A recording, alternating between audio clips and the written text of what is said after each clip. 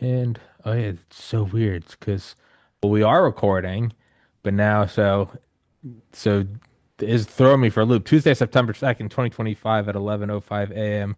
Eastern time with Dr. Demitry. And yeah, I get your AI transcriber or whatever started recording and it did the recording in progress. And that to me, as I was telling you, it's like Pavlovian. I just immediately when that happens, it's I just turn it on like a light switch. Doesn't matter if I'm tired or not, just time to do the show. And then I just did the hit record and it didn't make the noise because I guess yours already did. So this is, I mean, I totally just in the last 5 minutes, I think I have like a much better understanding of MK Ultra. Just like trigger words. I'm always like, that's BS. That couldn't work. And like recording in progress. And I sit up immediately. First thing I do is look at the top right, date, time.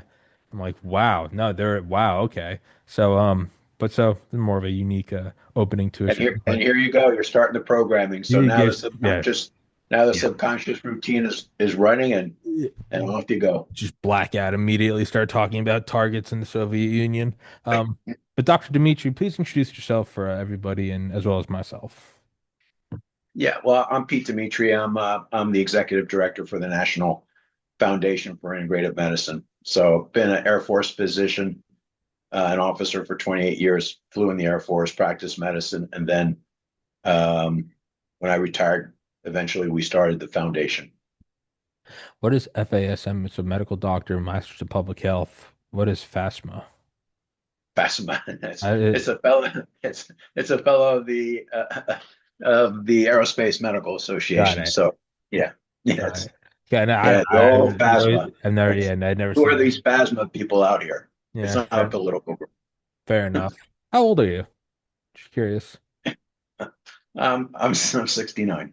No, no, just because I mean you practice medicine, Air Force, and there does kind of, like we are just talking, our mutual friend EM, there seems to be a certain trait, some of the Delta Force guys I'm friends with, it's not at all unique that they finish one thing and then they go into a completely new field and utterly excel at it. It's just it does to me it's like no surprise. It's no surprise that Hall of Fame quarterbacks or pitchers go on to become great announcers. It's because it's just that's kind of in their composition. So I'm always curious when there's someone that does this and then a relatively drastically different field. It seems to just kind of be a general uh, pursuit of, I don't know, either perfection or challenge.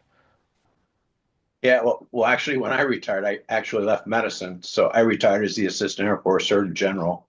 And when I got out, I kind of looked around. I go, yeah, no, this isn't what I want to be doing. And it wasn't until I was on the receiving side of a scalpel, for the first time in my life that all of a sudden I got a taste of the Western medical system and kind of like from the patient's perspective. And again, we talk about it all the time, as physicians and stuff, but when you're on the receiving side and you lose all sovereignty and control, it's a totally different experience. And and that put a fire in my belly again. And again, like most people who are doing integrative medicine, um,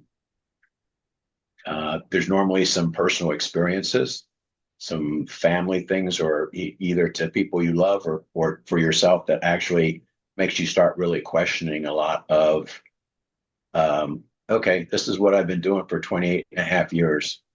What's meritorious in it? And then what doesn't make a lick of sense? When you say you got out of the Air Force and then you said this isn't what I want to do, what wasn't, what did you not want to do? The Oh, Air Force. yeah, I didn't leave the Air Force and then start, go into a medical practice or anything. I kept all my credentials. I dabbed in medicine to keep current and everything, in primary care, aerospace medicine, hyperbaric medicine, those kinds of things are pretty straightforward in terms of, staying up with the latest literature and stuff. But yeah, but medicine in the U.S., I think most physicians will tell you medicine in the U.S. is not easy, and on most days it's not fun. Hmm. I mean that it's not really a surprise. I graduated the University of Georgia in 2013. biology degree. I got accepted to Miami Miller School of Medicine. Decided not to go. Smart enough to get in, dumb enough to go. I don't want to do this. Applied to pharmacy school, got into pharmacy school. It's like I don't want to do this either. And very long story. Now I'm here. But in terms of just in general, not really being able to slow down, I do know that like I can't stop moving and learning, and it took me a long time to realize that. I mean, you know what it's like to get into med. You gotta put your heart and soul into it. And I Sure. graduated, and I think I was under the illusion that like, oh, I'm not happy because I just spent all of my time working. Not long after I graduated, lost my older brother to suicide like a couple months later, and so I just kind of went off the rails for a couple years. And of course, the suicide was a huge part, but I also had nothing to do, and I didn't want to do anything. And I thought because it wasn't a very good control experiment of like, let's see what it's like to work Yeah. 7 days a week, get up, exercise, go to the gym and study, and then let's see what it's not. And it's like, in one little asterisk, what's that? Your older brother killed himself. And it's like, wait, that's not a good experiment. But I kind of went insane and back into doing the podcast and been doing it for almost 6 years. I can now see 10, 15 years later uh, I love structure. I love getting up early. I love cumulative work. 1,828 episodes. I love tracking the revenue and the subscribers and the views and all that good stuff. It was just that medicine wasn't what I wanted to do. But in terms of work, in terms of structure, long-term goals, the challenge, I love all of that, but it was the absence of that which kind of drove me insane. I thought that's what you were saying was you had gotten out and retired and the absence of work or Oh no. challenge. Okay. Oh no, I've never been working harder than my life. So, in the Air Force, there were frequently 15, 16-hour days. Now Sure. they're just as long with the foundation. It's a 501(c)(3). So, it's a charity. So Hmm. we're a service organization, and and and medicine is all about structure, actually. And in some ways, it's overly complex. You're looking for a structure, but the structure has gotten perverted, I think, a little bit. It's so complex that nobody understands it. And the professionals who used to be running it back when I was a kid, and you know how old I am, so that takes you back to the Marcus Welby, days perhaps, where it was a real service, it was a real noble profession to be in. And I think a lot of that, has been smashed out. Even most of us go into it for truly noble reasons. Most people go into the military. I mean, if you're looking for a job, and for money, then most people don't enlist, for the military for, a chance to go die for your country at minimum wages and in hardship conditions.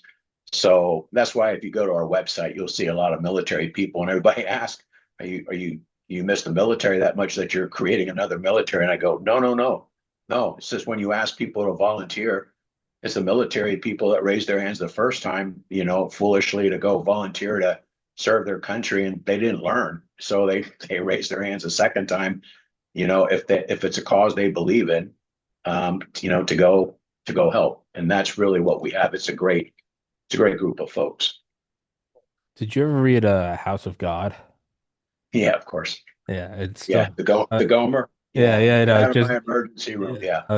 I just had the family member last week who's in a nearby hospital, an older guy, and that was with my aunt, and I was like, go in tomorrow and ask the doctor if they've read House of God, and she was like, why? I'm like, just ask them that, and I told her, Gomer, get out of my emergency room, and I was like, there's good news because family member's an older guy, and I went, old people never die. If you're young and you go to the hospital, you're dead. You're dead, dead, dead. And but yeah, I think who's it? Is it Fat Tuna or Big Tuna? What's that? The fat dude who he kind of said, Yes. So I read that before med school. So I read that in between going from flying fighters to. In fact, it was probably my flight surgeon who was very good friends with, and he's the one that put the book in my hands and said, read this before you go to med school, because after that you're not going to have time. But and I'll tell you, yeah, I laughed. I laughed when I read the book because it was entertainment. It was what I called cheap entertainment. And I said, well, clearly there's got to be some part stereotypically that's true, but this can't be the case. And now all of a sudden, as an old guy, as a senior, every time I show up for medical care, it's like, yeah, no, this is getting a little too close. And quite frankly, yeah, we there's a lot of humanity that's been lost. And again, I went to Uniformed Services University. So before you graduate, you have to go to a trauma center for an extended period of time, kind of simulating, deploying to a war zone. That's some of the best training that I ever received. And I went down to Charity in New Orleans. Okay, in the '80s before Katrina was still open, and I will tell you, it was rough. I mean, when we walked home, there were a couple of military people there. We stayed in groups just because it was that kind of an inner city kind of kind of place. So there were elements of that. So it's yeah. So some of that book is more true than I think any of us would care to admit. Yeah, my buddy was a year ahead of me and he had just gotten into med school. He was my roommate from college and he was like, "Yeah, read this book." And I read it and I was like, I was already kind of on the fence of like realizing I didn't want to be a doctor. That book certainly didn't help, but like yeah, no, I interviewed at Tulane and I also interviewed at USC Keck in LA Yeah. and it kind of bad experiences all around. Like Miami was way too hot. Tulane was New Orleans was kind of just disgusting and when I went to interview at LA that was the day some dude walked into LAX with an AR and shot it up and like shut down international travel. So in hindsight, I think the omens were there that I just wasn't to go down this path. But it's in-house. Clear, yeah, clearly not for everybody. Yeah. And I think a lot of people put their heart and soul into medical school, and I have a daughter that just, is finishing law school, and this environment is pretty interesting. It's just watching what's happening to the laws, and it's interesting to see in all the professional training in the country. I think people go in with some very, very high ideals of what they want to learn and do and be part of something bigger than self, a true profession. But I would argue, let me think what I'm going to argue here. I would argue that it's pretty hard to find a true profession anymore that is self-policing in a way that still is an altruistic profession. I don't think any of the professions, mine included, are behaving as professionals. Mm. I mean, everything will always it's never gonna quite be as, idealistic as you think or even remotely close. I guess I kind of view it more. I'm like, is it a letdown and is it falling apart or was it never there? Like, are we? Oh, yeah. So that's a really good point. So something I ask myself all the time is as I get older, so even in the military, am I more senior now? Because I didn't get to the top ranks for lots of reasons, I'm sure. But I saw more and more stuff, and it's question like, okay, what is going on and why? And has it always? And your question is absolutely valid. Has it always been like this? And as it's someone junior, you just don't see it because you're hidden, protected from it, or has something changed? And that's something that I believe talking to the other old timers and even people older than me. Even I mean, we work with a lot of retired surgeon generals, and I think the consensus now. Okay, so it's going to be a hybrid. You have these two extremes. Okay, and the truth is always normally in the middle, someplace. Favoring one to the other, and that's what I like your podcast is because you'll come from both sides, and whatever's being said, you'll take the contrarian view just to have the discussion, which I think is really really healthy. But I think we have a lot of people who were vested in the old interest or in the old ways of doing things, and now are looking and saying, "Okay, I don't have a conflict here, but I'm really seeing things differently." And I'm hearing things that I've never heard before. Like I have several friends whose kids are graduating from the academy and medical school now because that's what happens. I'm your parents and we're watching the kids kind of do what they're going to do and launch. And I'm hearing for the first time in my entire life things that I've never heard before, and that is, hey, doctor, slow down. Okay, if you cure this patient, it's business lost. Now, Ooh. now, at first, I would think that that was a macabre joke. I would say, Or okay, at worst, doctors, unspoken. doc, yeah, well, no, That doesn't make it better, but I mean, yeah, it's so fucked that yeah, you would but think that they would at least not say it out loud. yeah, that exactly. And doc and we in the medical profession, all of us, nurses, doctors, everybody, you're around this really, really intense environment. So amongst you, you can have some pretty dark humor just to get through the experience, but never a betrayal to the patient. Never, never that betrayal. And that's what I see. That's what I fear is happening in this overly complex system where the doctors are getting squeezed out. They're getting told what to do. Their judgment is being surpassed by by what the payers want to pay for, and it's just a very, very complex scenario now between the regulators, the payors, the patients, and the doctors in the middle. So what used to be, I mean, practicing medicine is complex to begin with, without a doubt. Nobody will doubt that. But it was complex just between the complexity of the patient and the doctor. Now you add, okay, let's go figure what your payer will pay for. Let's go figure if this drug is even, in the US inventory. Let's go figure all this other stuff out. And then let's get squeezed, financially. The sky's not falling in, but it's not that far away. And I think if you ask a lot of people, and it depends on the age group. So if you ask teenagers, and you look a lot younger than me, so we're just going to go, either you have real good longevity docs I'm or you're a lot 35. younger. Um, Yeah. So at 35, God hoping you have very few medical challenge except an occasional over workout at the gym. yeah. That'll get better no matter what you do.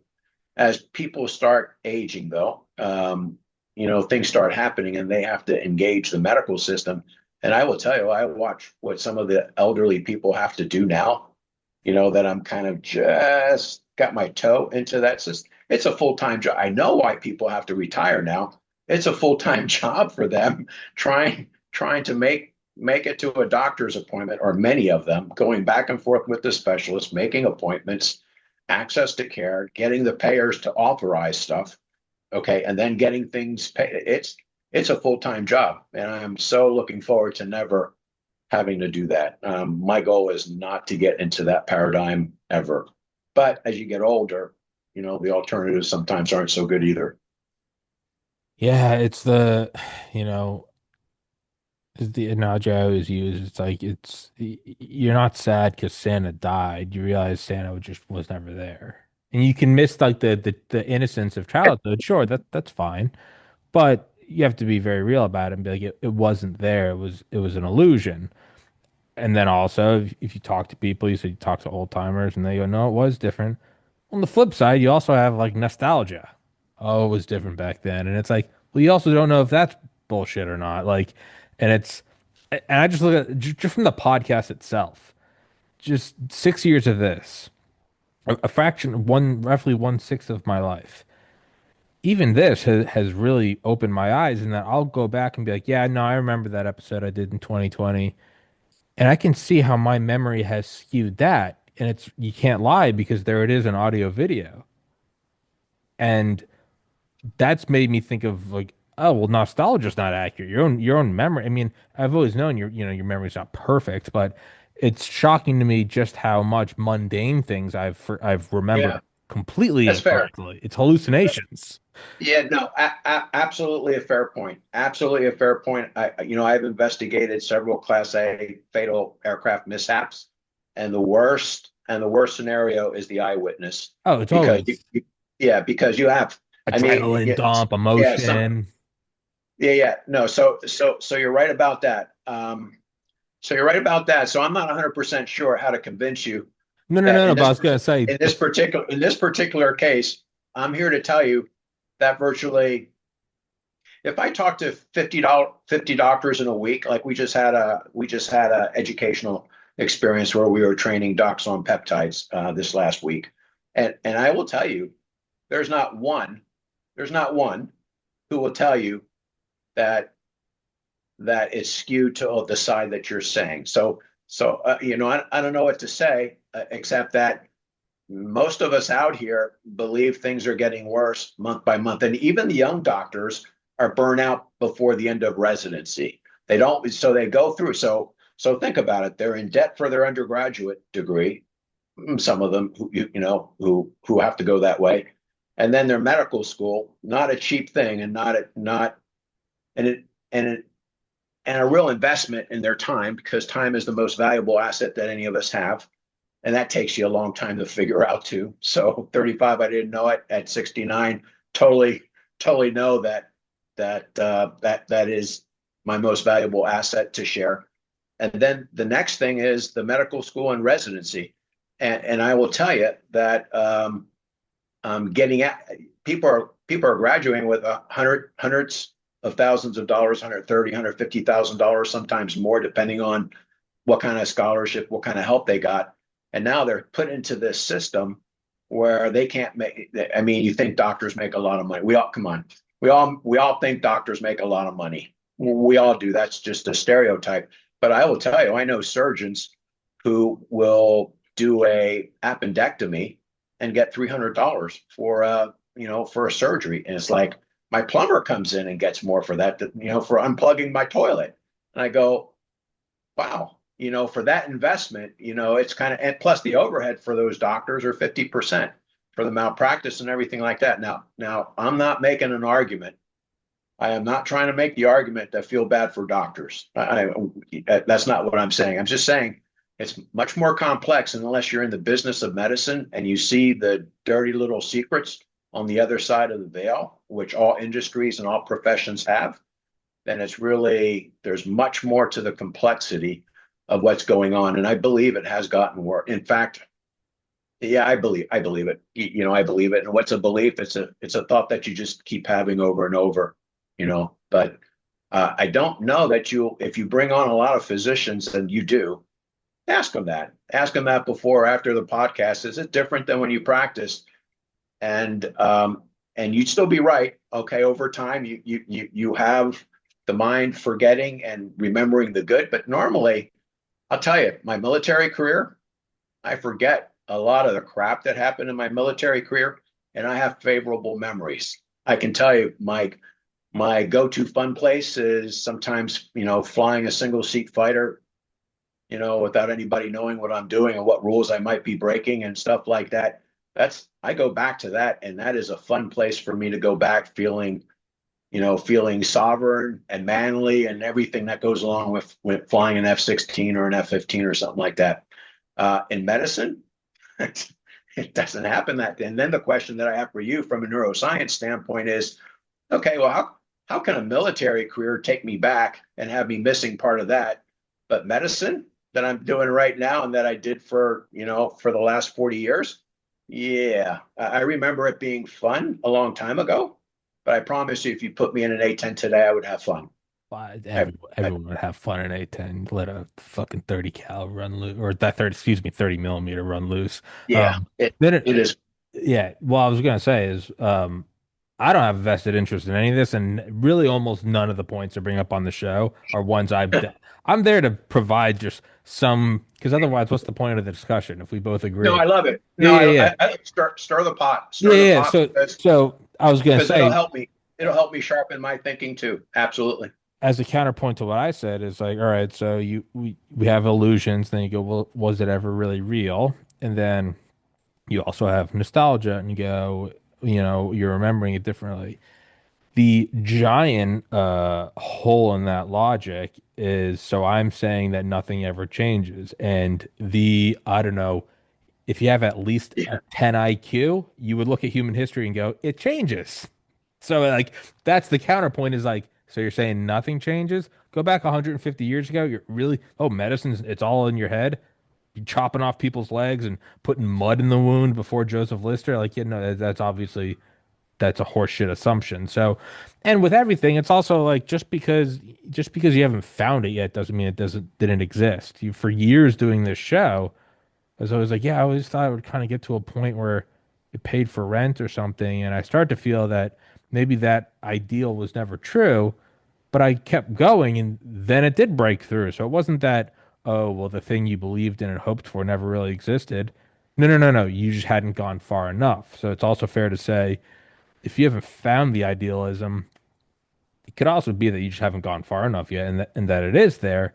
Um, in terms of medicine, it's also it's a hard way to look at because in the most abstract sense, completely detached, you could look at and go, oh, okay, what was life expectancy a century ago? What was I Yeah. don't know, infant mortality rate a century Yeah. ago? And So, we would let's look go at there. that. Let's go there. Yeah, so you'd go up and you go broadly, medicine's helping, and okay, but that doesn't really do anything for Okay. Okay. you. That's Okay. in So the most let's, basic sense. yeah. It's a very low threshold to say No, so nobody I love dies as much. It's like it's not the Oregon Trail anymore. I get it. It's a low threshold, but just to play contrarian, something is happening. So whether yeah. it's vitamins or clean drinking water or whatever the Yeah. theory, I have no idea. Something is happening Okay. that's So making life go on. let's go there. I love your willingness to be self-critical, to Yeah, I be don't care. self-exploring. Yeah, no, no, I I get know, but that means you don't that means you're open to an honest both sides discussion. But let's take a look at some of what you just said. We now spend, okay, and again, these numbers are harder to find. They're from because you can't find them online anymore from the government. So I'm going to just cite to the best of my memory without any notes in front of me the notes that I've used in previous kinds of talks.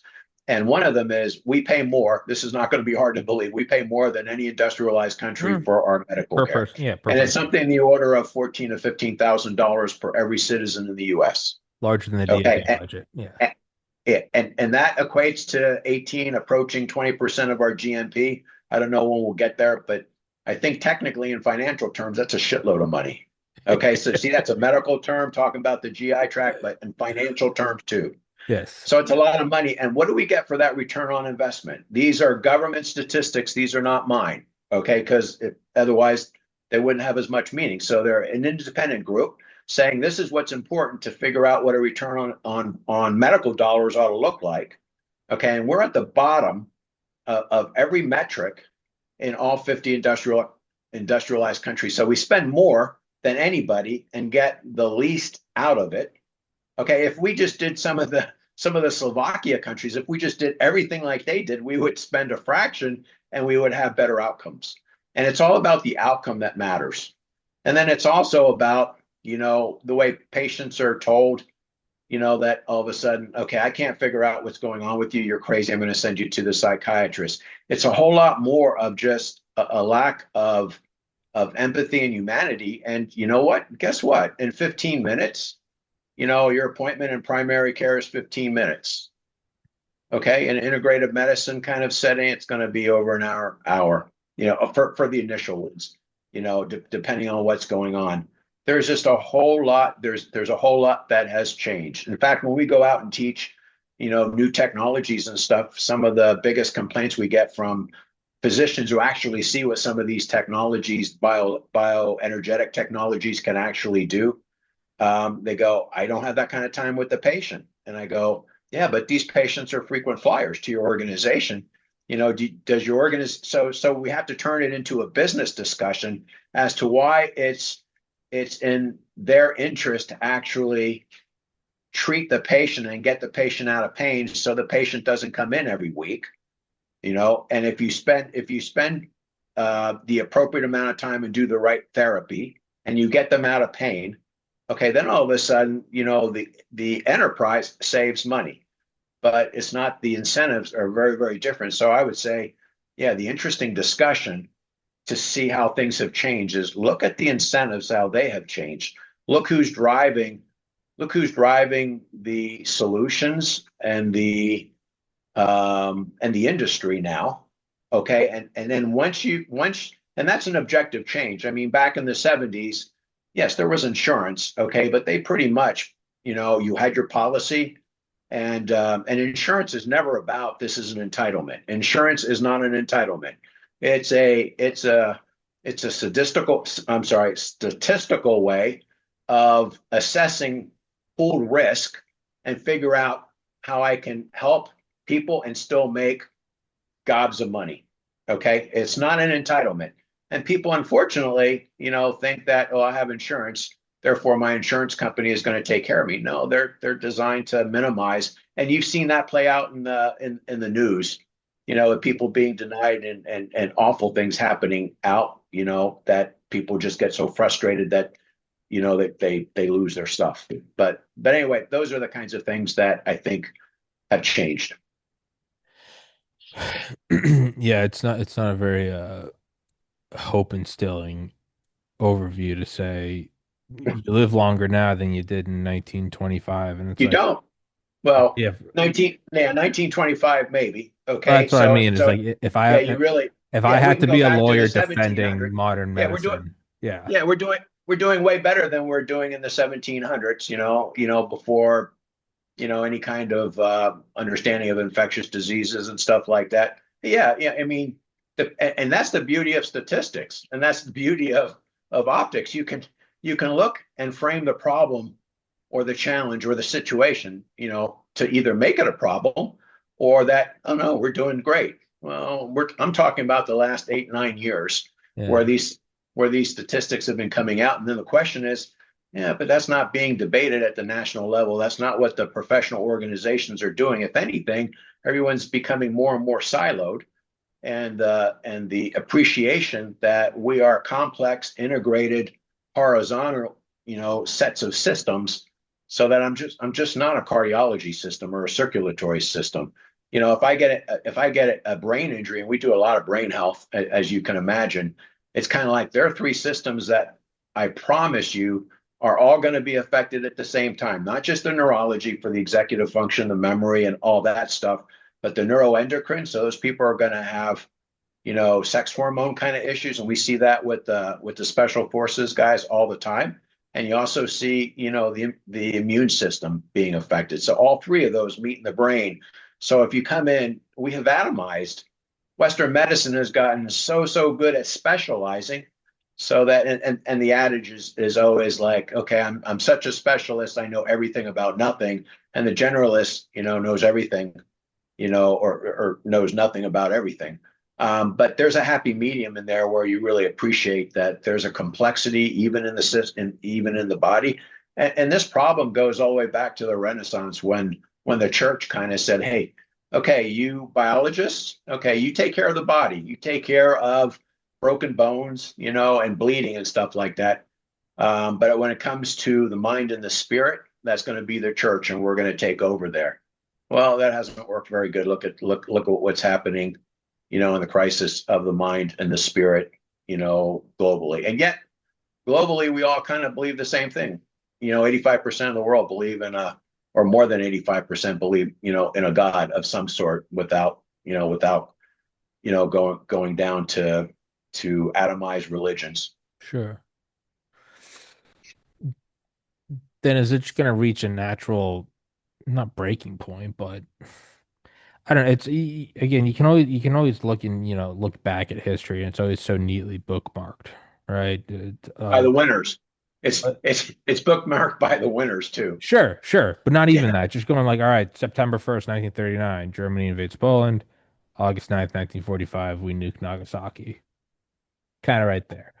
And then you look back at it and it makes sense. Or you look at the evolution of, the whatever, the radio to the black and white TV to the color TV to the main news stations. And in hindsight, you can kind of see it as what is it, like six media companies all kind of start to consolidate in the late 90s, early 2000s. It reaches kind of like a stale, I don't know, stagnant pond of information, and and it wasn't that there wasn't some top-down idea of like now it needs to change. It was also just with, Moore's law and bandwidth, that the internet, more so than just going to like a website, kind of became a thing like early Facebook, early Instagram, early MySpace, whatever. And in hindsight, you can go, oh, as it was sort of reaching this top heavy, bloated corpse, this new thing came. If no one was planning, if somebody was planning that, then they're the smartest person on earth. But like, you just look Yeah. back at it, you go, oh, okay, right? Like as Manhattan, as it went on, they were kind of starting to hit like an insane point of like the amount of horse shit they had to remove every day from Manhattan. And sure, if the money's there and the incentives there, you can keep removing it, but eventually it's then all of a sudden you get this new, gadget called the Model T. There does seem to be, I don't know, you could say that it wasn't by chance. You could say the selection pressures of the previous is what brought out the new one. But it seems Yeah. like Yeah. right now it's we're doing this, we're spending this much, but we're not getting that, and it's not a very satisfying answer. But you can imagine looking back at this and I don't know, say 2075, and go, oh yeah, that's why the thing of 2030 happened. Whatever that is. I don't know. Is it broad, just AI medicine, like IBM's Watson type thing for your general practitioner? And I don't know, but it does kind of feel like one of those points where it's just hitting this bloated corpse and it's top heavy and something's gonna happen. Now it could also just be catastrophic and beyond our imaginations of horrible. That's the other thing, is it's not always neatly tied up in like a new invention. Sometimes it's the French Revolution and like, everyone ends up without a head. So but it does seem that it can't go on the current trajectory. I don't think it will. And you've mentioned several points that you can pick where you want to go. You picked AI, so that's a good topic for the future. And also it's kind of like, huh, imagine 10 years ago, did you imagine if you were just having a discussion with people that you wanted to have a discussion with on this technology, if it were available 10 years ago, that you would be censored? No. No. So something has changed. Or is it just our memory that we're thinking yeah, I don't really have that. See, that's in your recent memory. That's in your hippocampus. And let me tell you, what happened was factual. Okay, so it's not a memory. It's Hmm. like, no, certain things are changing. And I would argue that our inability in science to not have meaningful discussions and debate and arguments, okay, takes it kind of really threatens science, because if I can't have two people disagreeing about facts that we're all learning. I mean, we're always learning, right? That's especially in biology, especially in medicine. If we can't have fights and arguments and discussions about that, then it's not science, it's a religion. That's just a Hmm. belief system where, okay, you're gonna have to believe me, or depending on what part we're talking about now, we'll take you out and burn you. And that's been done in the past. And I'm saying, well, there's been some evidence of that, in the recent past, and that's not just my memory fading. It's true. It's real. It's really happening. And I'll tell you, you lost a lot of sovereignty. We all lost sovereignty when someone is saying, "This is what I'm going to do to your body," okay, and you don't get a vote. Now, in the past, and again, one of my specialties is preventive medicine, right? So in the past, that all made sense to me. All right, I was drinking the Kool-Aid for a long time, and it's to a point where, and again, as a military physician, when you're in a triage situation, you don't have enough resources to go around, then you're doing that kind of stuff as well, where you have to pick, what with the resources that you have, how do you take care of the most, to help, as many as you can, knowing that you're going to hurt people. But this went to a whole different level. This went to a whole level that I never thought that I would see in my lifetime. And all physicians were told somehow, if you don't get on the party line, okay, if now again, I'm not talking the party line here because I don't know what threat I'm still under. But the nice thing is at 70, if I lose my license, I can probably do more to help people without a license than I can with a license now. And that alone, that statement alone is a bizarre one for someone to make. And while I am older than you, I assure you I'm completely within my mental faculties and nobody is calling me the least bit, senile or anything Sure. like that. In fact, I'm still playing the best chess games I've ever played in terms of just, maneuvering the charity and different organizations, through this complex system. There's this guy I've had on before, Peter Dale Scott, a journalist. I think he's like 96.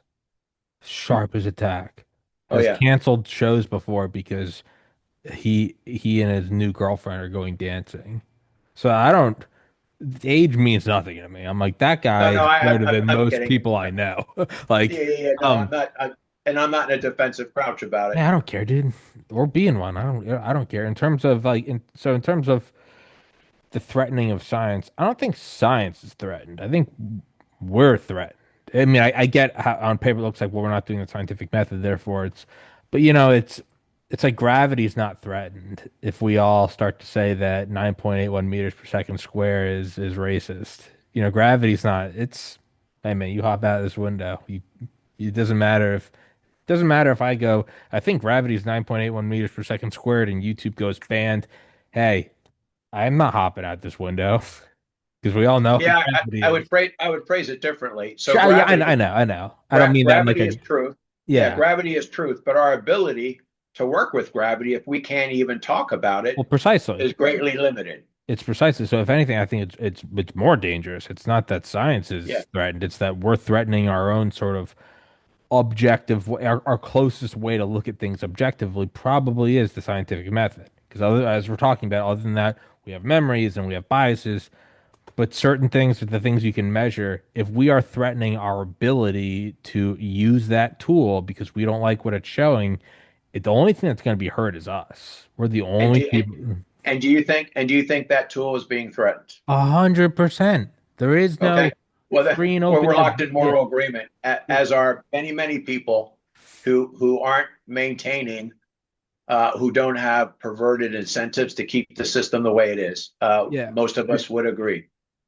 Yeah. Yeah. I guess I look at it more than like and it's taken me a long time to get to this point. I look at it more as like I don't know how to word this.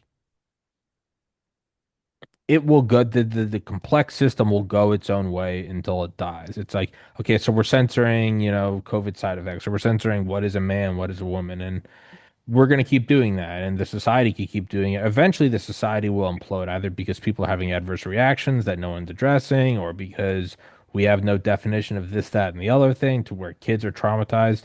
On a long enough timeline, you zoom out and like that empire will fester and implode. It, Yeah, and there's historical precedents for that, yeah, to be sure. But absolutely.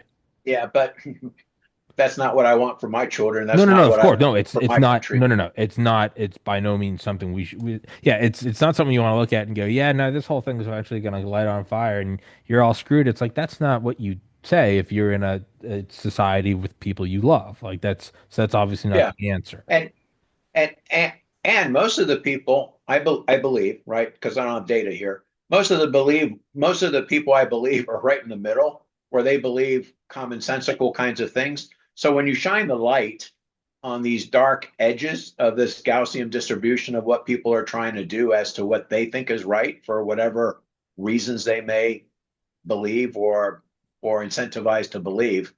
I got to tell you, one of the things that I have learned in the last 10 years is that when we go with some new technology that I've never learned about, that's one of the whole purposes of creating NFIM where it really works. And I learned that from my motorcycle accident. It's like there are some doctors I go talk to, and they seem to be incentivized, okay, to not let anything change. And we have no time for them whatsoever. Most of the physicians, especially the ones in the military, they're absolutely open to say, okay, I don't understand this. And then we get into the discussion of what would it take for me to convince you that this certain modality, would work and it would work better, more efficacious, safer, and more affordably than the stuff that is the current standard of care. Because the standard of cares, not all of them, but many of them, have conflicts of interest behind them. And the standard of care is some professional group of high priests with long white lab coats, okay, sit around a table for a couple of days and say, okay, well, what do we want this standard of care to be? And they make it up. It's not based on evidence-based medicine. And yet, we say everything is based on evidence-based medicine. I assure you it is not. Yeah, so what would it take when it's no longer a luxury item? You can vote for this, that, or the other thing in hypothetical election A, B, and C because everything else is pretty good. Your paycheck's good, food prices are good. You, Yeah, you oh know, yeah. you can put it Conflicting up. interests. Yeah, It's you a can balance. you can put it It's a all to the balance. side. So it's Yeah. okay when everything else is like vibing. It's okay to look at things and feel passionately about, whatever, save the whales. That very quickly goes completely out the window as the necessities are scarce. All of a Yeah. sudden, when you're not sure where the next 300 or 400 calories are coming from, I don't think you are necessarily concerned about whatever the spotted raccoon of Western Tokyo, So what would cause it? Survival. This this is Survival where allows that. Yeah, this is, I'm going to butcher this. I'm going to butcher this quote. I should have written it down. But Secretary Kennedy got this one right. He said, when you're healthy, you have 1,000 wishes and 1,000 desires. When you're sick, you Uh, have but one. uh-huh. And nothing, I'm telling you, I see that over and over again. You see that. You see that in medicine. You see that with your parents. You see that everywhere. He is 1,000,000% right. Uh-huh. Okay, so that no matter what you're chasing in your professional life, your personal life, or whatever, okay, you can chase it all. As soon as you're not well, you only got one wish, one hope, and you will chase that. Some people will chase it pretty far. Other people will just roll over and die, and we see that in the military too. Yeah, in terms of the singular thing I told you, I hurt my back working out. And I immediately, and I always think about every once in a while, the thought will pop into my head on just a random day where I'll be like, yeah, I'm so not focused on my body because everything's working well. But how many times when you're a kid did you have strep throat and you're like, I just want this to go away.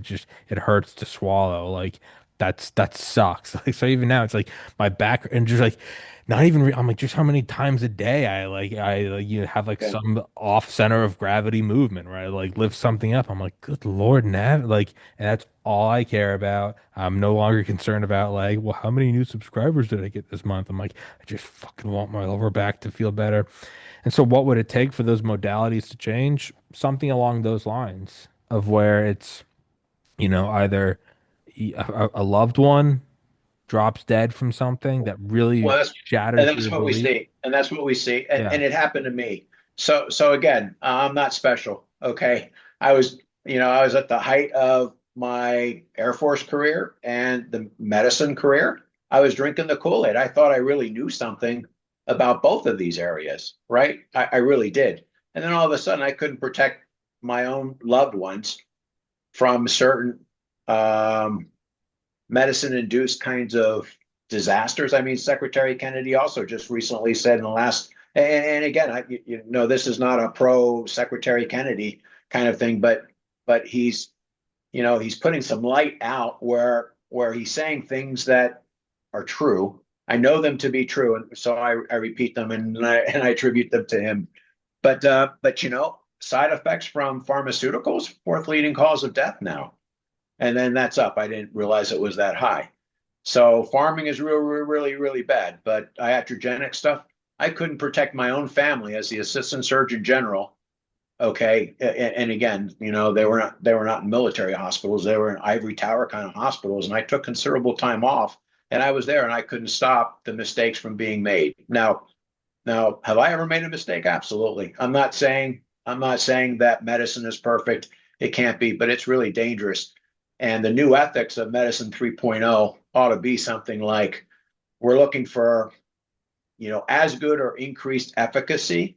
We ought to be looking for safety, and we ought to be looking for affordability. And those three need to be kind of put into a calculus, into an optimization formula, before you're taken off to have that, joint replacement or something. And we do really well. We've actually, we actually in other people's hands, not just us. And again, the nice thing about what I do is I'm not conflicted. I don't sell anything. All right. So at the end of this podcast, I mean, I'm always taking donations for a 501c3 charity. So anybody listening, Sure. by all means, help. But I don't sell anything. And it's really nice when I'm talking to senior people in industry or the military or the government. I go, hey, you got this wrong. I'm not trying to sell you something. I don't have my hand out. Okay. It's you. You're the one with the problem. And we've seen solutions that if you're interested in exploring, then your own people at different locations will tell you that this stuff actually works. We don't ask anybody to believe us, because we're adorable or anything like that. We say, hey, look, this is our experience in the last 10, 12 years. It's true, the payers aren't paying for it. Don't know why. They would make more money. Okay, but that's a complex system in its own right. But and to be honest with you, the DoD is starting to accept a lot of bioenergy, kinds of tools because it's far more efficient. It's far more ethical. Frankly, it's more ethical. And what we're trying to get to is a more ethical way of doing things. And then you'd be able to come at me and say, well, wait a second. Okay, is it really different? See, when you talk about ethics, okay, and ethics, it's your ethics, my ethics. That's a whole podcast. And to be honest with you, I'd go dumb early on that. We did a long presentation on it, and the bioethics books are like 600 pages long, and I will tell you that they're being violated right and left in everyday medical care.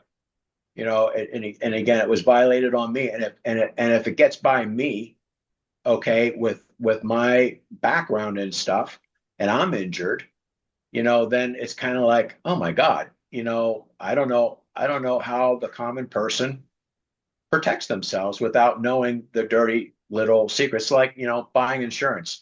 The insurance people know the dirty little secrets. Okay, it's like getting legal assistance.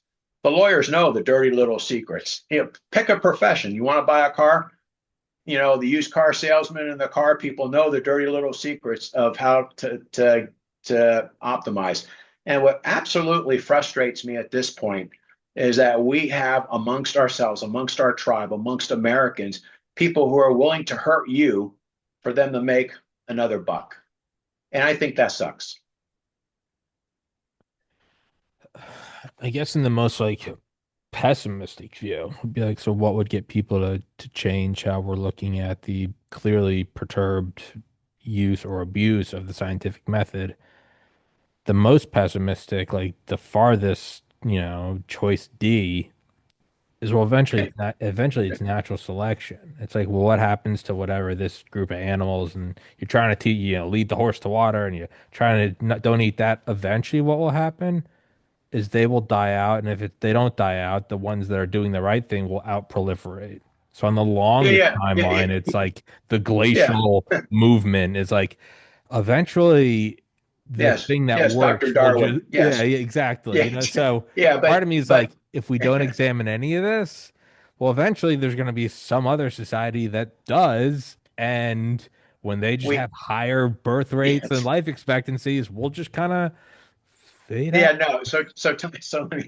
So I don't want you. Yeah, yes, I do seem to have black on today, but I don't want to be called Dr. Death No, on no, no. the show. I'm just no, no.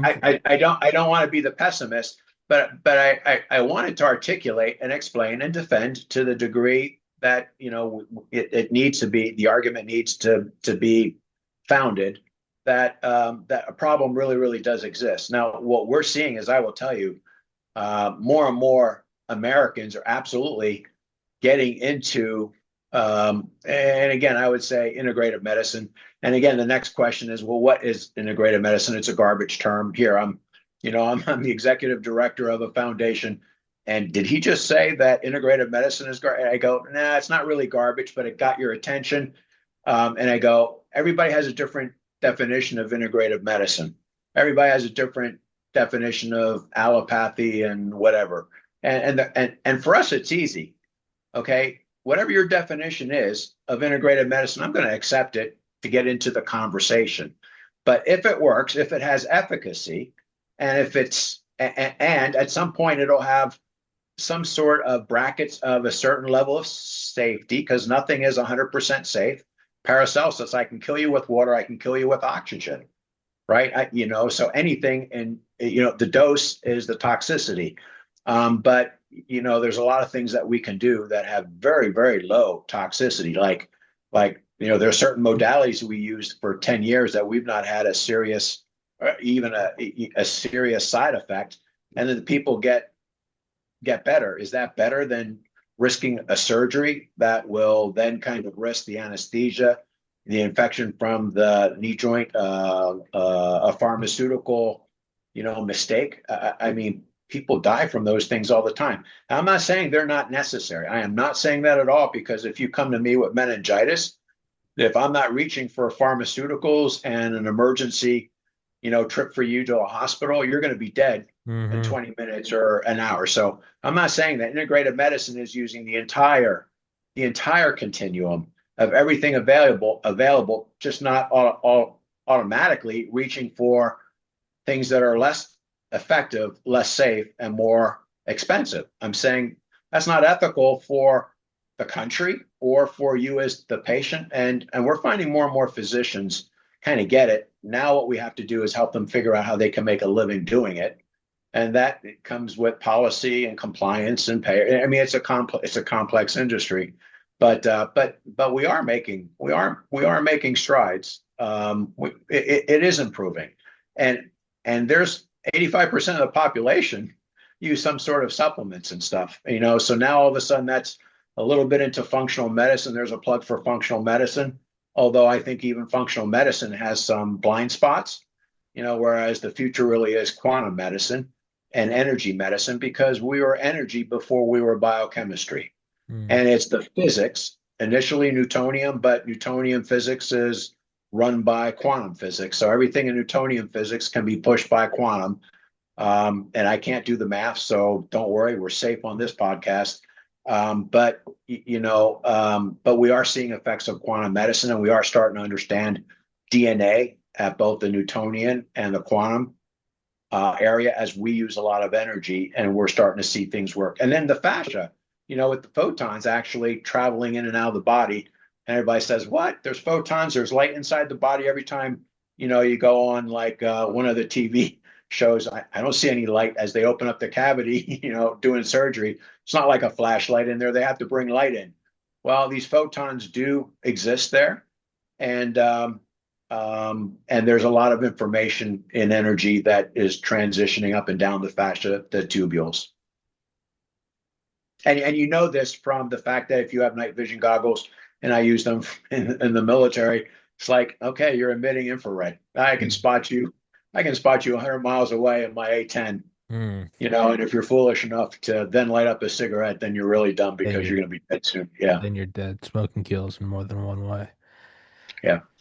Yeah, I mean, I suppose it makes sense. And I mean, you just, from whatever limited experience I have on this earth, I mean, I look at, the years following when my brother died, for more than anything, I was trying to like force everything into this, I don't know, scaffolding. I'm like, well, if I can't go to sleep, well, then you got to take Benadryl, and if you can't, if you're tired in the Right. morning, you got to chug coffee. And if you're versus now, I'm more like Right. 99 out of 100 days, like I go to bed at the same time and wake up at the same time. And if things deviate, I don't immediately go for how do I shove them back in? I'm like, maybe this, in hindsight, I can look at it at last Thursday. I was feeling pretty burnt out. My muscles were achy. Friday, I was exhausted during the shows.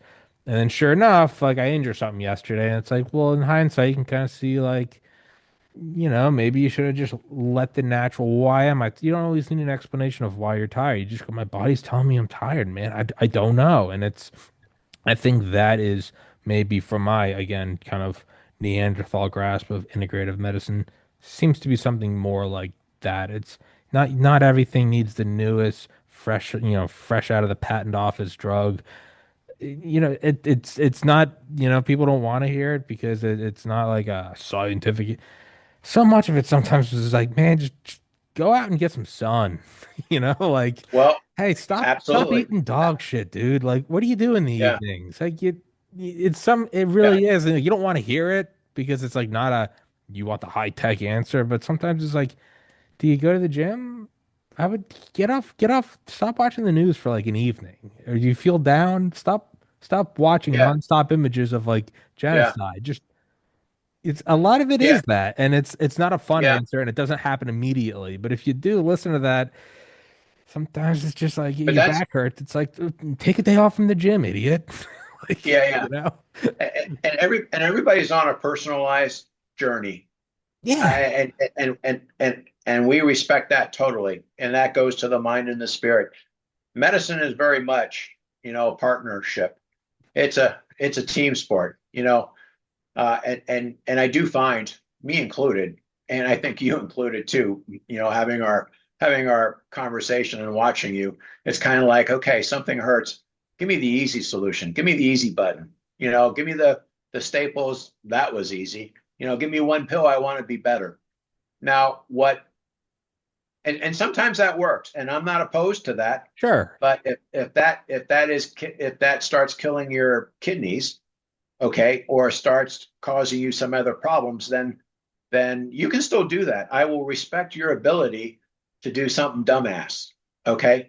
And you know why I will? Because I want you to respect my ability or my sovereignty to do something dumb. And I have done.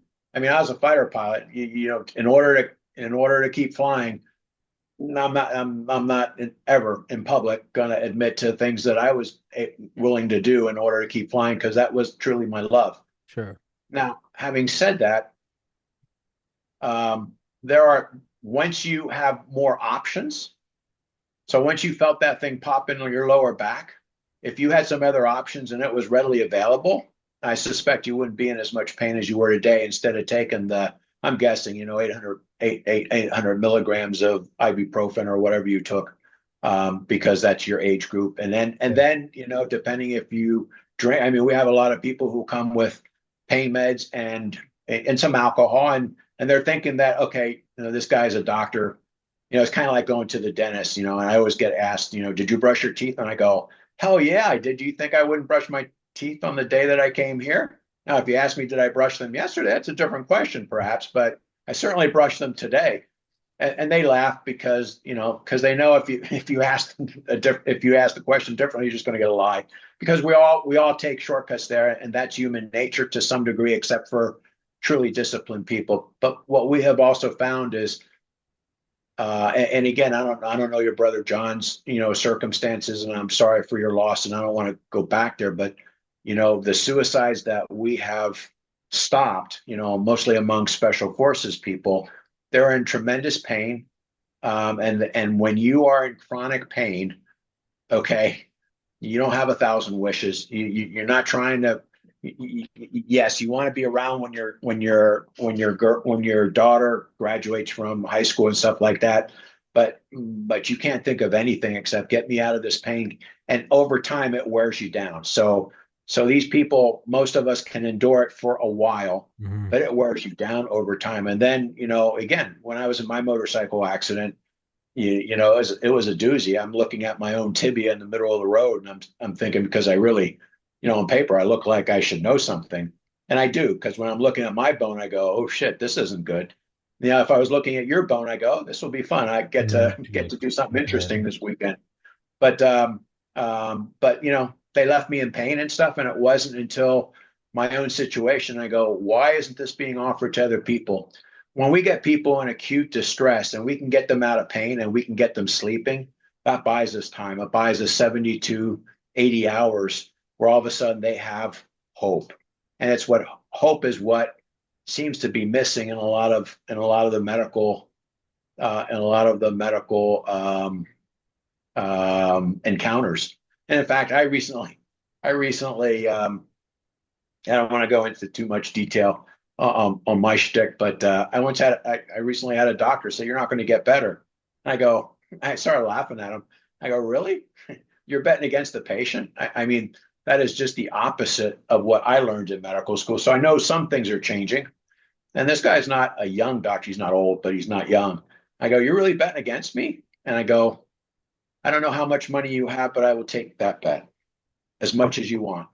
And and clearly he's an allopath. Okay. And I have a lot more tools. I have regenerative medicine tools. I have V cells. I know quite a bit more about nutrition than I did when I was just practicing allopathic medicine.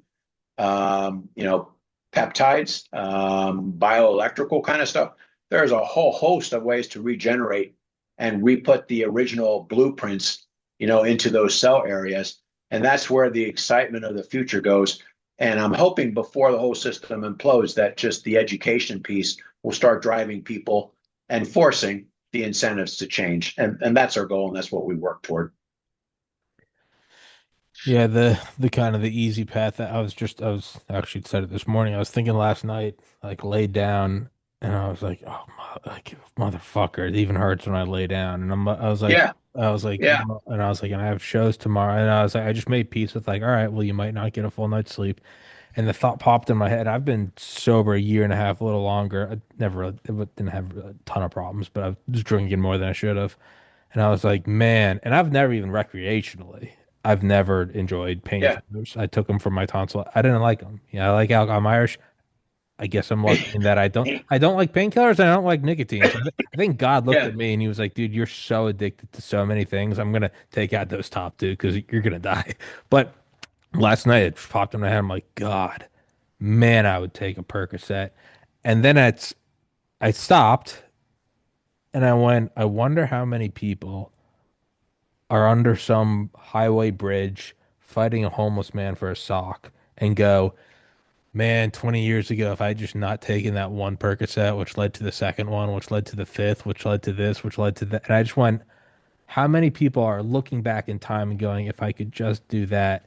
And I just pretended that taking one pill, not that I even have one, taking one pill leads me yeah. No, down. And I I went, totally let's get it. go back in time. And I go, Yeah, does my back hurt? And I put a pillow between my legs. I go, it hurts a little less. And I go, I'm just gonna, I'll deal with this for now. And that is, again, it's never the answer you want. It's never the, yeah. you We know, normally when we see guys, I mean these are guys, and normally they've been thrown out of the military, they've been through the VA, the VA tries to the best that they can. That's a whole nother podcast, not with me. Um, um, but they fall through the cracks and somehow they get a by name referral, and I'm doing a favor. That's how I get involved most of the time to my network. But they all come and they're in pain, and the first thing and they haven't been sleeping. So I said, well, what are you doing? How are you self medicating? And they'll say, well, they never include the alcohol, but there's always alcohol. yeah. And when I hear about it, I go, hey, I'm not saying alcohol is okay, but it's a rational decision, Yeah, you're a ton of pain. based You on don't the have pain that you're pills. in. Yeah, grab a Yeah, bottle. yeah, but they I do get it. both. Is what I'm saying. It's the Well, Percocet and the alcohol. And I yeah, said, okay, if I can get you out of pain, if you give me 2 days, and I can get you, if you're 9, 8 over 10 pain, if I can get you down to 2 over pain or 2 over 10 pain, you interested in that? And I go, and they always say, what do I have to do? And I go, you don't have to believe in anything. You just hang out with us. And and I think what the military has found out, over 90% in their hands using these same techniques that are just totally safe. Two AA batteries can get people out of pain. Now we have more sophisticated stuff, but that's how we started. And it started. And this is not new stuff. This is not like DARPA hard, or BARDA or DITRA. yeah, No, this is stuff that's been around for decades and decades. Okay, it's not patentable because you can't patent, two AA batteries and bioelectricity. You can't patent frequencies. You can't patent vitamins. Vitamins aren't going to get you out of acute, and that's where I think functional medicine, falls down a little bit, because the people who are really in trouble, who are looking for something new other than pharma, they're looking for something a little faster, like you are. Okay, you're looking. I mean, yesterday and last night, and between acoustics and bioelectrical stuff, we can put you into an alpha state very, very safely that will relax you. Mm. Okay, we can get the pain, we can take the inflammation away, energetically. And by energy, I'm not saying woo stuff, although I'm not opposed to woo either. The allopaths that just say, "Oh, that's woo," there's no evidence. I go, no, that's full of shit. Actually, if you see something happen over and over and over again, it's the scientific method is It's we're starting there. to study that, and it has been studied. So everything from acupuncture, Ayurvedic, in the application we're talking about Ayurvedic medicine will take a little bit longer time, but over time, all of that works in terms of. So these are the things that are beyond. Pick your favorite non-steroidal. Pick your favorite surgery, and then pick your favorite, physical therapist, and that's what allopathic. That's what is paid for in this country for the most part. Now they're adding acupuncture. Okay, thousands of years of time-honored moving energy. So that's huge. It's the beginning. We're entering the stage of medicine 3.0, and our website for medicine 3.0 and EM, is certainly part of that. Fundamentally part of that because he's the one that said, okay, based on what I'm hearing you saying, you're looking at a whole nother domain. And if medicine 1.0 was everything, pre 1910, so that goes thousands of years of Ayurvedic and acupuncture stuff that worked. And also the wagon trains with the oil tincture, which is what, Rockefeller was doing too. So even parts of that worked. And then there were charlatans. But then in 1910, there was a Flexner report that was Rockefeller. And I'm guessing you know about that. Mm. And at that point, everything changed in the country and medical schools. And everybody said we need research. And, there's only surgery and there's pharmaceuticals and there's PT and everything else is quackery. Well, I'm here to tell you if it works, it's not quackery. Okay.